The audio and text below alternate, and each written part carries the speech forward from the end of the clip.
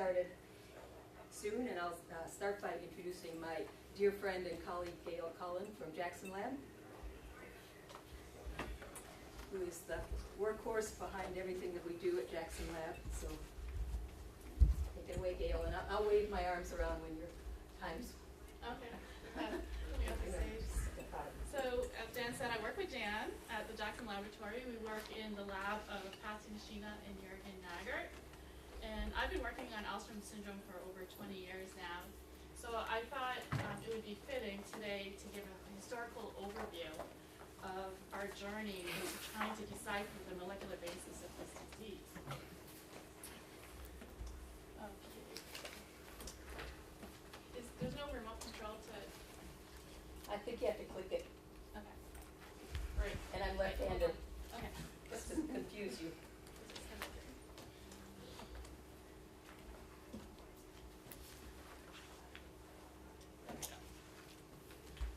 So Alstrom syndrome was first described in 1959 by a Swedish psychiatrist named Carl Henry Alström.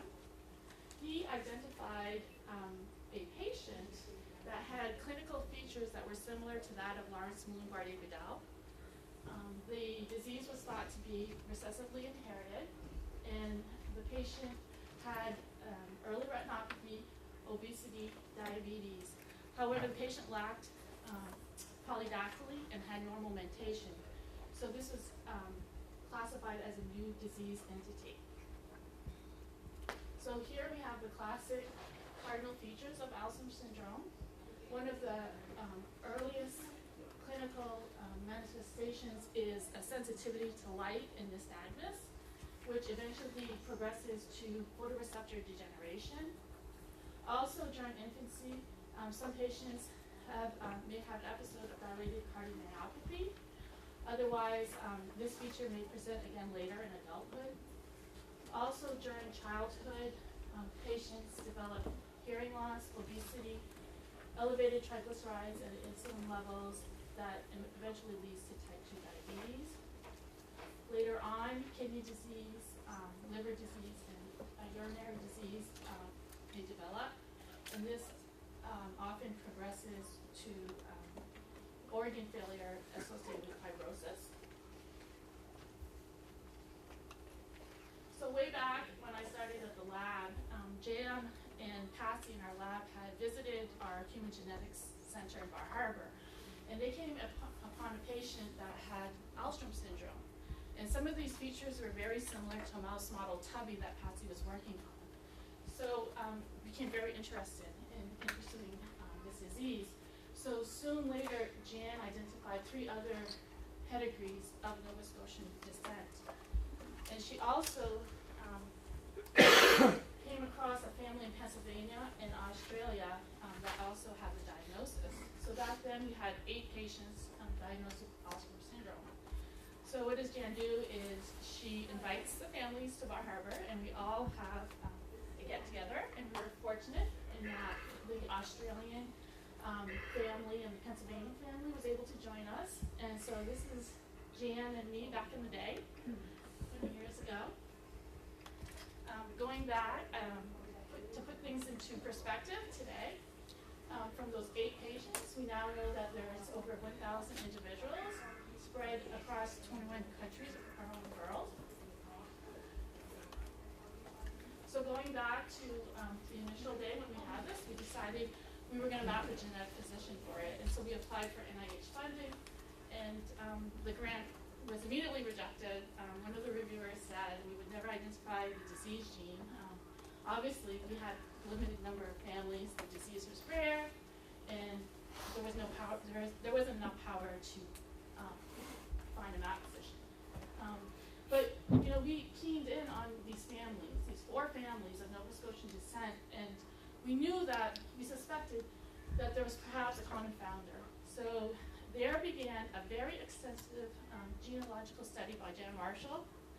She visited Nova Scotia many times, looking at church records, visiting cemeteries, and she was able to successfully identify a common founder that existed 15 generations back. So that's pretty remarkable.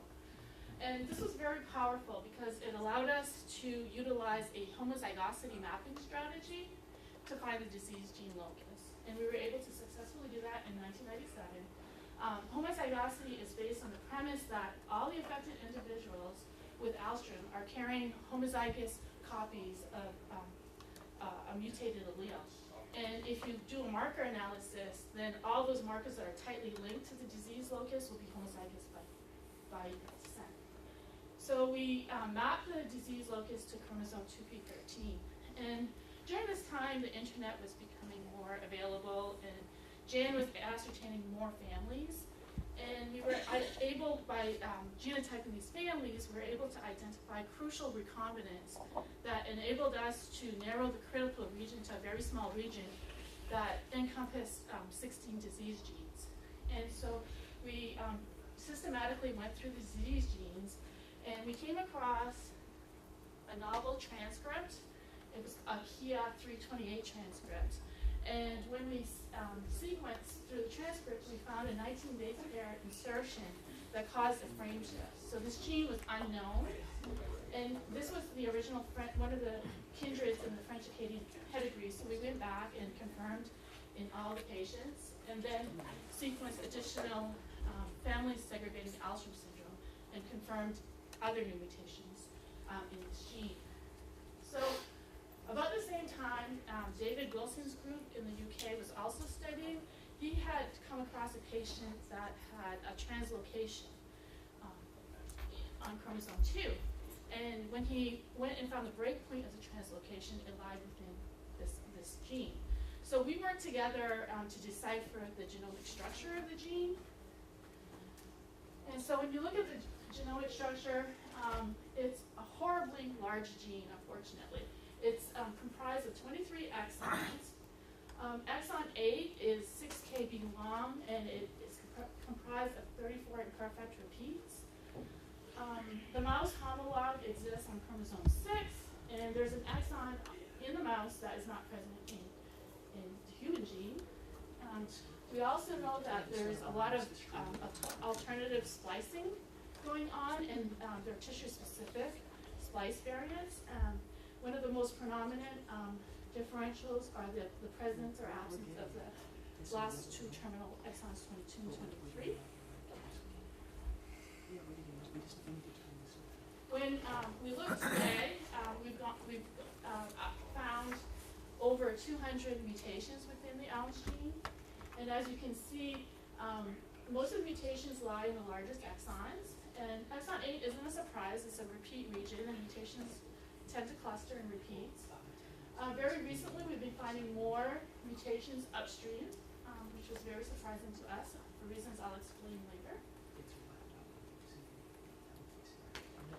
So soon after we identified the disease gene, Anderson's group he was doing a mass spec proteomic analysis on centrosome fractions in lymphoblastoid cells. And he actually pulled out ALMS as one of these proteins that was in this fraction. And so when we looked using an N-terminal antibody for Alström's, we found that indeed ALMS is expressed in the centrioles of the centrosomes. And when you look during cell division, you can see ALMS predominantly in the spindle poles. And so this was an aha moment for me because this was 2012, and so for the past 10 years, when writing Alström, as many of you have, you always had to write this umlaut when you're writing the name, and I'm like, why do we have to do this umlaut? And it occurred to me, the reason laid in a molecular basis. So, in addition, we also raised an antibody against the C-terminal end of the ALS gene. And what we find is differential expression. So during mitosis, during cytokinesis, you see ALS predominantly in the cleavage furrow of the cells. And so this indicates that there are differential functions of Alströms within cells. We also looked at the expression of Alströms in a ciliated cell line, and we did 4-pi microscopy. And you can see that ALMS is expressed in the base of the cilia. So this ciliary tubulin stains the microtubules of the ciliary axoneme. And we also found that ALMS is in close proximity to CNAP1, which is a centrosome marker, which is found at the proximal end of centrosomes. So Guchen's lead group, around this time, had also developed a mouse model, which he was publishing, and had to do more work, and did some in vitro knockdown analysis, and found that when he knocked down Alström in vitro, that it impaired ciliogenesis. So Alström's, when we look at the expression, when we look at RNA, it's expressed in almost every cell type that is affected with Alstrom Syndrome. Example here using N-terminal ALMS. We see ALMS in the cochlea of the hair bundles, and we also in the spiral ganglion cells. When we look at the retina, ALMS is expressed throughout the retina. So for those of you not familiar with the layering of the retina, it's a very highly specialized structure. So the top layer we have here are the ganglion cell layer.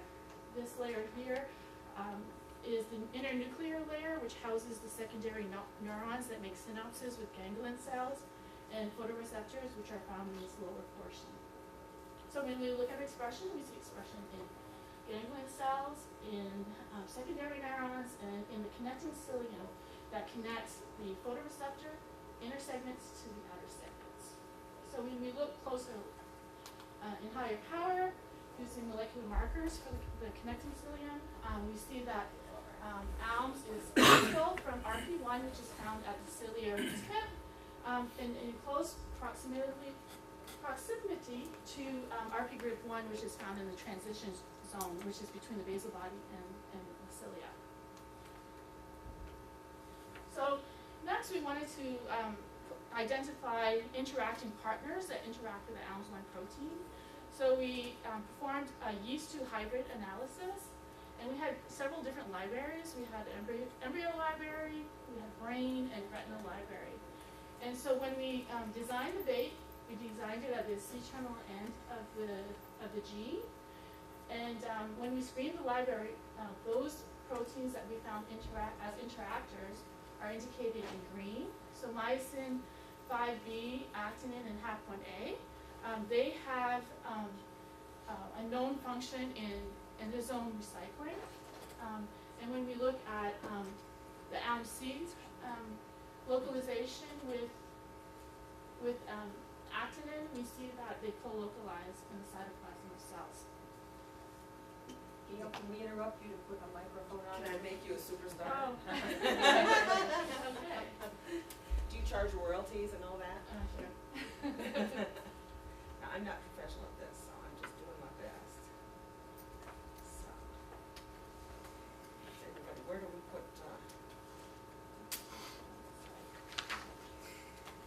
Sorry, thank you. Is that the local here from there? Yes, Did you turn it off? Okay. I believe I did. And I'll get this. I'll leave. This is for her, actually. Oh, do you speak English? You are super popular. You Okay, are is like this a for better? lady. Can you get glasses, or do we need them? Can you? Sometimes I need. So this is gonna get in your way, I bet you. Oh, Maybe put Let me your glasses just- there. Yes. okay. You're a good woman. You're just about to become famous. No, don't panic.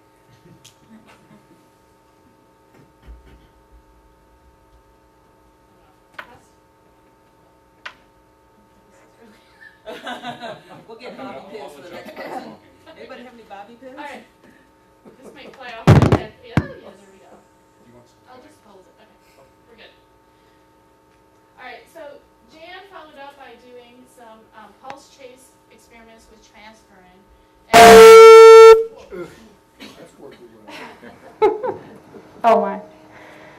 Okay, this sounds weird now. Okay, so she did pulse chase experiments with transferrin, and she found that there was a delay in uptake and clearance of transferrin. And when we looked at stained cells from patients' fibroblast cells. We looked at the 30-minute time point, and we saw that in the patients that there was a dense clustering of the transferrin receptor, indicating that perhaps there's a problem in the recycling of the receptor. So during endosome recycling, what is an efficient way that allows various receptors to get trafficked back to the plasma membrane. Is this better? So when we first identified the gene, our utmost priority was to develop a model so we can study it better. And so our first model that we developed was a gene trap in intron 13. And we also developed other models in our lab, and other laboratories have also developed models that have been published. And the published models all show that their models recapitulate the phenotypes that are associated with the human disease, including the males have testicular atrophy, obesity, elevated insulin and glucose levels, hearing loss, and all of these features are progressive, similar to patients, and also have renal, retinal, and kidney deficits, and liver, if I can say that. When we look at the metabolic conditions of the mice, we see that weight gain occurs typically between 8 and 12 weeks of age, just like the hyperinsulinemia. Females don't develop diabetes. However, the males have elevated glucose levels that appear later on, around 20 weeks of age. In this case, we consider this transiently diabetic. And it's important to note that these mice were characterized, unlike the picture, this is an agouti mouse, on a mouse that was on a congenic Black6 cell line background. We next wanted to determine if insulin resistance was a primary consequence of the disease. So we looked at tissues from animals that were pre-obese. And so we looked at 6 weeks of age. And what we saw, so we looked at Akt signaling. And so normally, in response to insulin, a series of events will occur that will result in the phosphorylation of Akt. So when we looked in these animals, we saw that in the mutant mice, the Alms mice, that the Akt was able to properly become phosphorylated. And this was also reflected when we looked at HOMA-IR levels at 6 weeks of age. The Alms mice were very similar to that of the control mice. However, in the obese mice, the HOMA-IR levels indicated insulin resistance. Francesca Favorata had come to our lab from Italy and spent a year with us, and she characterized GLUT4 in our Alms model. And what she found in both, when she looked at subcutaneous and visceral adipose tissue, that there was a decreased expression of GLUT4. She also looked at, she did a subfractionation assay where she simulated mice with insulin, and she looked at basal levels and insulin-stimulated levels. And what she found was in the Alms model that the GLUT4 isn't properly going to the plasma membrane like the controls do. Let me just expand on that. So from these results, this suggested that insulin signaling was working normally in the mice, but there was a problem downstream of Akt signaling, or perhaps independent of Akt signaling. The Alms model also recapitulates the liver disease phenotype that we see in patients. So in the mice, similar to the patients, we see as the liver disease progresses, we see an increase in ALT liver enzyme levels, and then towards the end stage of the disease, ALT levels lower. When we look at histological specimens of aged mice, we see that there's lots of fibrosis indicated by trichrome staining of collagen fibers, similar to that we see in tissues with Alström patients. When we look early on, liver weights are normal, but by 6 months of age, they are 3 times the size. We did oil red staining, and as suspected, the increase in weight is due to the increase in lipid droplets as shown by oil red O staining. We also looked at the disease progression in the liver. And so at 2 months of age, so this is low power, high power, you see that at 2 months of age, the livers look relatively normal. By 6 months of age, the mice develop micro and macro steatosis. And by 9 months of age, we start seeing the appearance of collagen fibers indicated by serious red staining. And it progresses, and in the older mice that are close to 2 years of age, we start seeing signs of portal inflammation and then the loss of the lipid droplets, indicated of cirrhosis of the liver. So when we look with molecular markers, we see that hepatic stellate cells are activated early on at 3 months of age. GFAT, marker for activated stellate cells. And then the Kupffer cells, which are the macrophages of the liver, become activated later, so we can see loss of activation at 8 months of age. We also looked at TGF-beta signaling in the livers of the Alms mice, and we found that phosphorylated SMAD becomes activated. So this is one of the early stages where the SMADs become phosphorylated and translocate to the nucleus. So you can see here. And then eventually, in the older mice, get much fibrosis indicated by increased collagen staining. So when we look at the kidneys of mice, when we look at older kidneys, we see that the kidneys are extremely enlarged and discolored. When we look early on and we look at the histological specimens, we see that there's a dilation that starts at the proximal, in the proximal tubules. We've looked by scanning electron microscopy to see if there's any defects in the primary cilia, and we haven't found any structural defects in the primary cilia. We still haven't analyzed to see if there's any functional defects by looking at these functional aspects. When we look at cross sections of the testes, we see these testes are smaller, and when we do toluidine blue staining, we see the absence of any mature sperm heads. Therefore, the mice are infertile. Early on, we had done some analysis. We had done some echocardiograms, and we had Rod look at some aged heart sections, and we didn't really see any disease phenotype.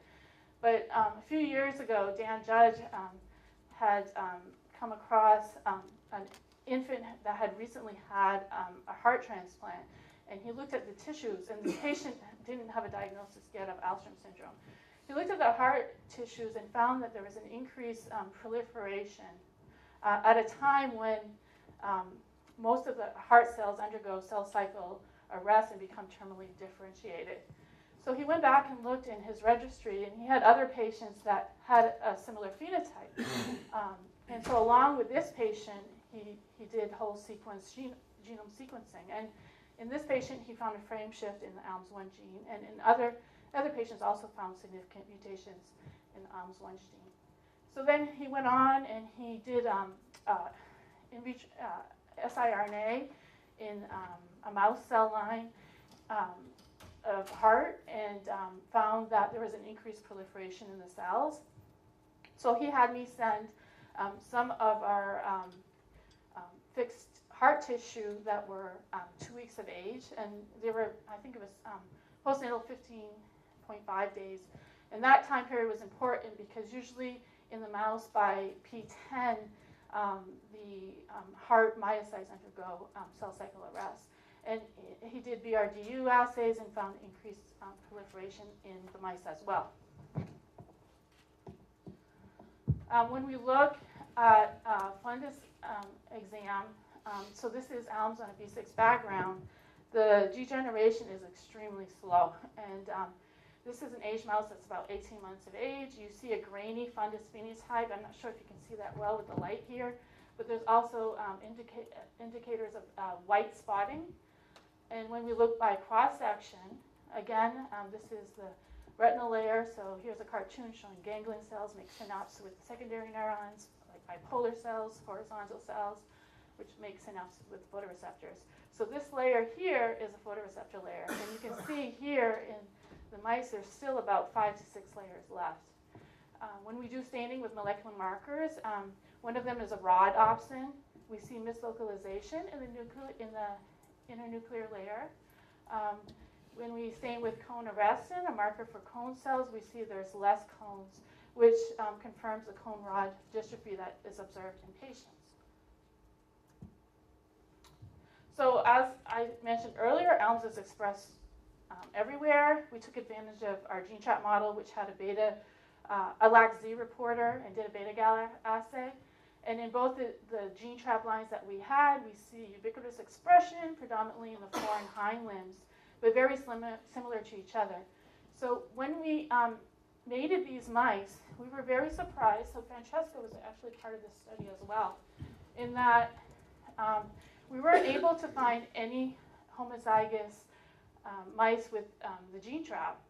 And we had gone through over 200 mice. And so we thought these mice perhaps were embryonic lethal. So we systematically did a time course and worked our way back embryonic. So mice go up to embryonic 21 days before birth.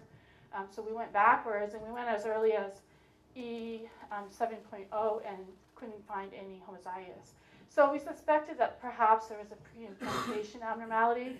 So at the time, we had a postdoc in our lab that specialized in vitro fertilization. So we had her do some IVF on the cells, and so she looked at embryonic 3.5 day. Normally, when you normally see an 8-cell stage of the embryos, and in some cases, we saw evidence of fragmentation, delayed, or blocked cells.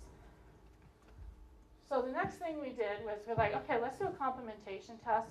So we took this gene trap allele that we believe is embryonic lethal, and we crossed it to our original allele that shows the classical symptoms of Alstrom Syndrome. And to our surprise, when we mate these animals, the mouse is normal. Normal, as indicated by normal body weights and retinal degeneration. So this is confusing to us. Jürgen simply explains it because of the splice variants and that they're affecting different variants that are being expressed. So this is something that we're continually pursuing. But we also see phenotypic variability also when we look at patients. Patients that are harboring identical mutations in ALMS1. So here we have a CIP-SHIP. Both patients have Alstrom syndrome. However, the older brother had a milder phenotype where only developed cardiomyopathy as an adolescent and had a late onset hearing loss. When we look at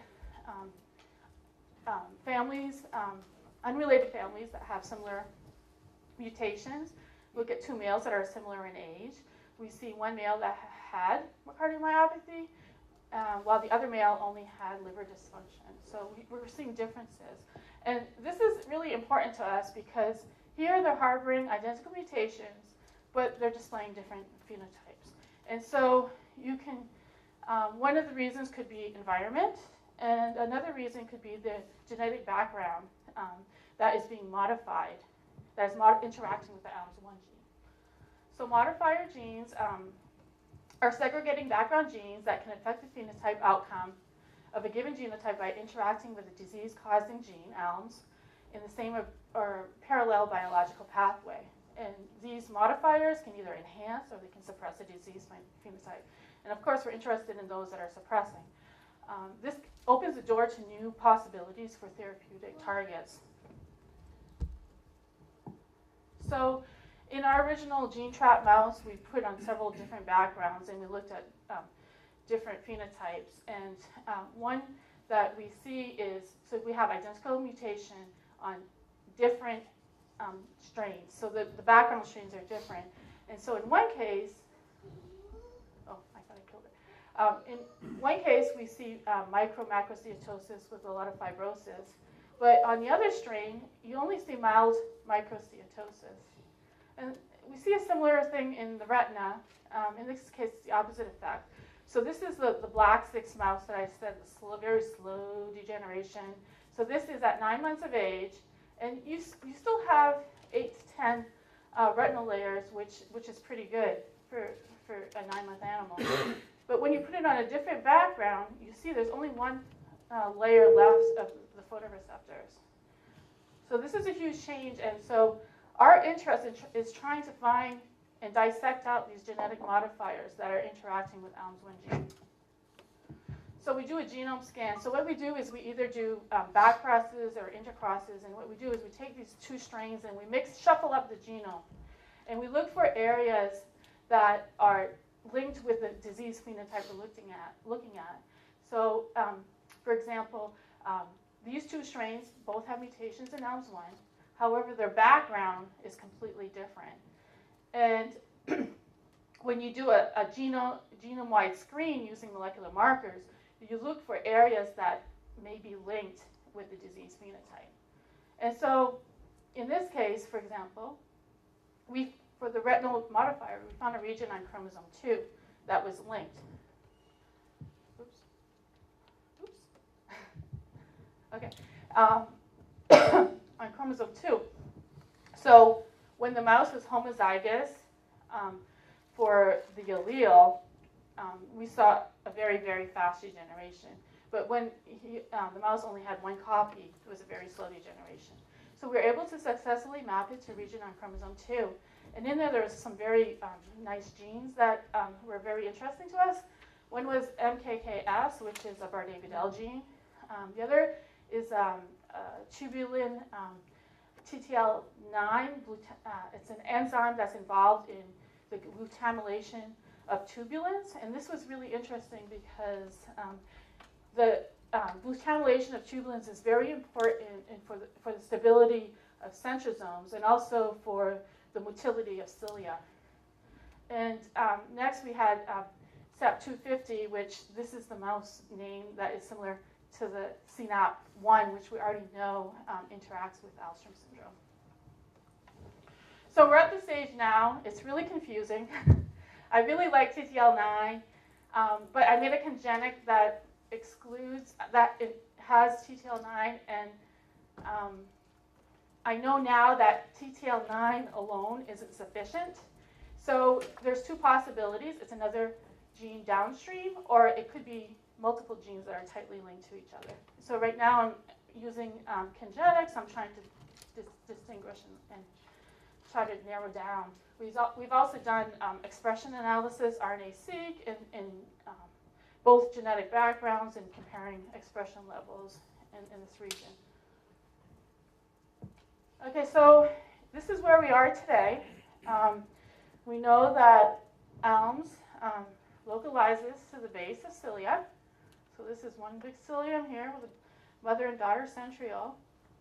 We also know that ALMS another isoform localizes in the cytoplasm and perhaps is involved in the tethering of cargo to the plasma membrane. But with all this information now, we can start thinking of therapeutic strategies. And so one of the things that we can do is we can treat individual phenotypes. So for example, we can try to treat the diabetes, we can try to treat the liver disease. But an important aspect of this is to take into consideration the multisystemic impacts that this treatment entails. So for example, we've done some study with bezafibrate, which is a fatty acid oxidating enhancer, and we wanted to leave the steatosis in the livers. When we looked at the kidneys, we found that it made the kidneys worse, so the kidneys were extremely cystic. So it's very important to consider the body as a whole in these treatments.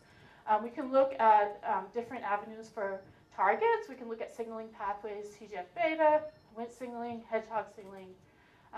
We can also look at expression of microRNAs. So microRNAs are non-coding RNAs that actually bind at the 3' ends of genes and are important in regulation of expression of these genes. So a lot of people are using anti-MER therapies for treatments.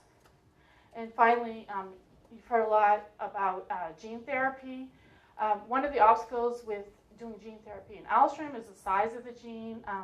We sent mice to a group in Italy who is trying to do this in the eye. And so finally, I'd like to acknowledge our lab.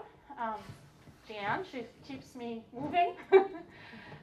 Jürgen and Patsy, and all the collaborators that we've had, numerous collaborators through the years that helped. Alström is a multi-systemic disease, and you can't know everything about every organ and every tissue. So these people have been very helpful in helping dissect out the different systems involved.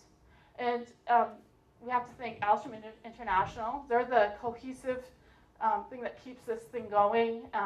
Alstrom Angel, Alstrom Canada, who has, something weird happened in my earpiece. Okay. Alstrom Canada, who has been very instrumental in continuing the mutation analysis so that families can get proper genetic diagnoses. Our funding agencies, which sometimes love to fund us and sometimes don't, National Institutes of Health and American Diabetes Association. So thank you.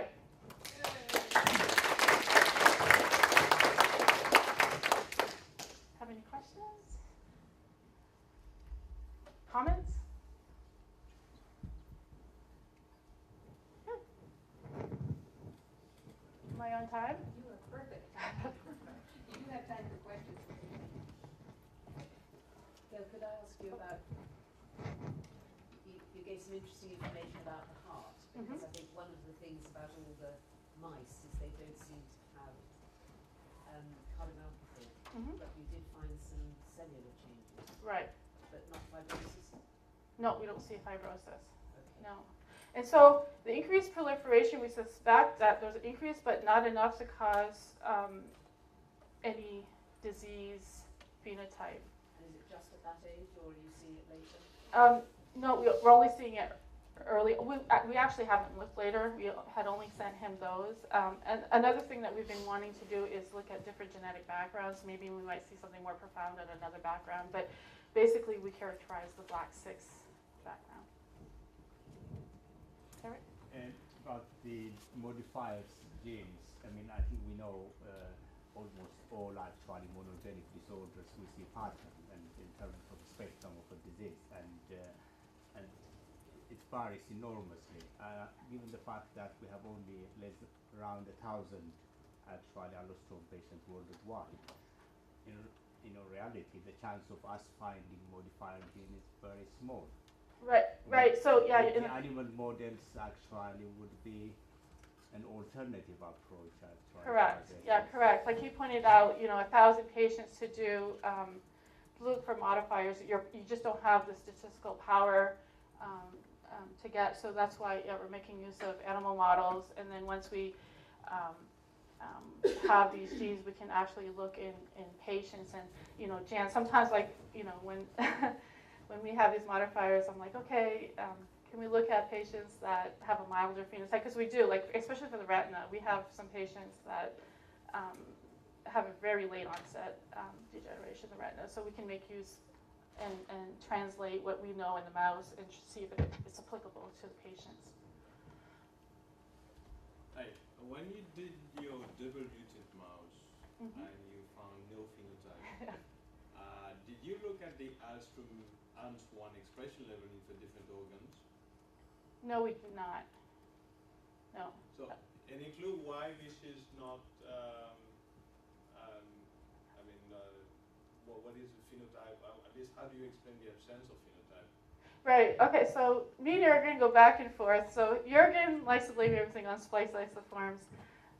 When you look, and I can't remember if it's in the mouse or in the human, but there is a gene that is It's FBOX41 that is actually being expressed in the opposite direction. And my hypothesis is that the promoter region is in that intron. This thing keeps making funny noises. Okay. Is in the promoter region. So my hypothesis is that the embryonic lethality may possibly be due to that other gene that's going in the other direction. But Jürgen likes to think it's the splice parents, isoforms. Okay.